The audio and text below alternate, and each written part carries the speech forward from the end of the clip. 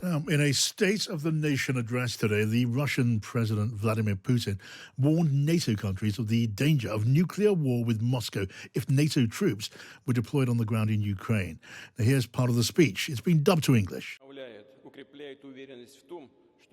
It is necessary to strengthen our military groups in the Western strategic direction to neutralize threats associated with the next expansion of NATO to the east, the inclusion of Sweden and Finland in the alliance. They are talking about the possibility of sending NATO military contingents to Ukraine.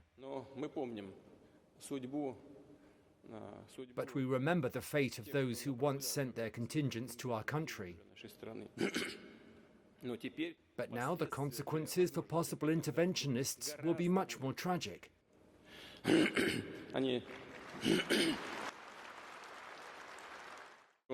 We also have weapons. They know about this, as I just said. We also have weapons that can hit targets in their territory. And they should understand that what they are doing now, trying to scare the whole world, it does risk a conflict with nuclear weapons, which means the destruction of civilization. Don't they understand this, or what? Well,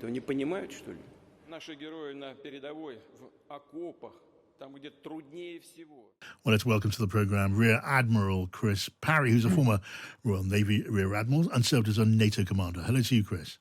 Hello, John. Good evening. It's good to have you here. What do you make of what Vladimir Putin had to say there, Chris? Well, John, you and I are familiar with these totalitarian tirades. They go on forever. Of course, there's an external and an internal audience aspect to all of this. So what we heard about was the war in Ukraine. Of course, it's all the West's fault. Nothing to do with them. They've got these super weapons from the nuclear through to the hypersonic conventional. Right at the other end, you've got a sort of speech that contains real pleas for, the birth rate to improve, clean air. He wants Russians to stop drinking. So down the bottom end of the speech, you've got all the other things that he's tried to put into the basket. But frankly, at the nuclear level, he's trying to show that he's a great power. He's trying to say to Russians, look, you're a great power.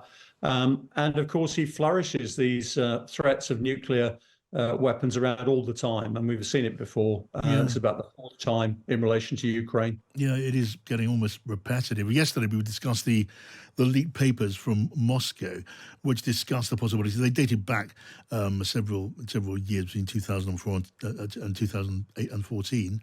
How Russia, according to these contingency plans, would be prepared to resort to first use of tactical nuclear weapons, and maybe at an early stage in a conflict, which looked rather alarming. But again, there is Putin on the same theme. And as you say, he wants the message to get across, doesn't he? I guess it would be folly, though, to imagine it is just bluff and bluster. Well, in Russia's case, they do have a doctrine which is known as escalate to de-escalate.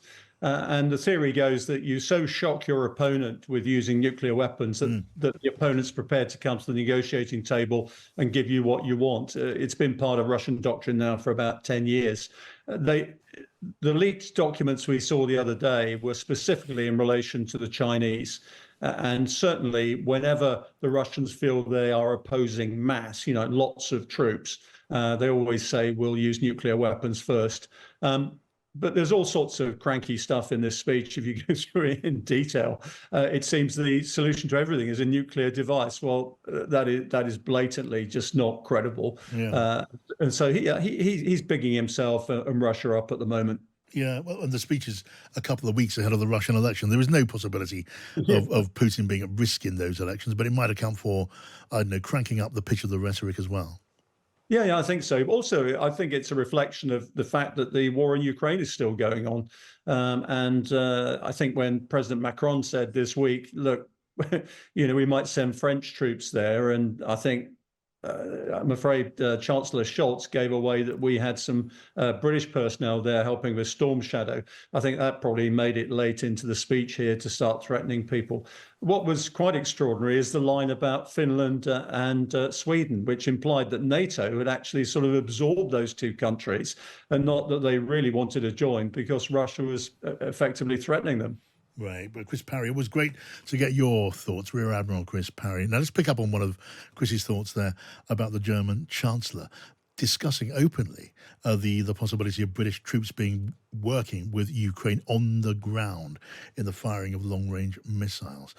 He's been accused of flagrant abuse of intelligence for saying that. He said Germany would not be sending missiles to Ukraine. He said it would mean assisting on the ground, and then said that was what British and French soldiers have been doing. But I spoke to Lord Dannatt, Richard Dannatt, the former head of the British Army, and got his reaction to Olaf Scholz's remarks. To be generous, we'll call it a lapse.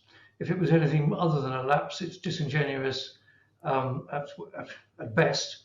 And frankly, at worst, it's downright dangerous, because this is playing exactly into Vladimir Putin's agenda. That this is not the West supporting Ukraine, but actually this is NATO attacking Mother Russia, and this is playing absolutely into the hands of Vladimir Putin. So it's most unwise and a huge error of judgment. I mean, Olaf Scholz wasn't born yesterday, was he? He must know a comment like that would intensify hostility towards the UK and towards Brits. Obviously, Britain's already numbered high among Putin's enemies, but it could lead to an increased risk to some Brits, maybe diplomats in Ukraine, maybe others. Yes, you're right. Of course, I think one should say in this conversation, John, that like the Ministry of Defence, as an individual commentator myself, I'm neither confirming nor denying that there are British service people anywhere near Ukraine. Yes. We have given them a lot of training in Ukraine in the past, but that was before February 2022. We've trained over 30,000 Ukrainian soldiers in this country. But I think the suggestion that there are British troops in Ukraine at the present moment is something that all commentators would neither confirm nor deny, which actually, and that's a commonly accepted formula. So for someone like Chancellor Scholz to say these things, well, it's a huge lack of judgment. Being charitable, it's naive. My other understanding is that he was trying to argue the case as to why the Germans should not be providing long-range weapons such as we have done. But to muddy the waters by saying the sort of things that he said is distinctly unhelpful. And as you say, the German Chancellor is reluctant to send Ukraine their long-range missiles, Taurus missiles, whereas we do send British Storm Shadow missiles. But the idea that this should be said in some way to divert attention from Germany's reluctance, that is no excuse at all. In some ways, it makes it worse. It makes it seem more cynical. I completely agree with you, and I think you have to put it in the wider context. And I'm not a serial German basher as far as this is concerned. But if you look at the proportion of their GDP that Germany is spending on defence, it is way below the NATO minimum figure of 2%. They've talked for the last 2 years about increasing it. Have they actually done so? I'm not terribly sure that they have. So he's talked one talk and he's walking another walk. And now actually he's getting everybody into difficulty by making the sort of suggestions that he has. For all I know, people who have been training Ukrainians in the use of Storm Shadow have been doing it in Poland.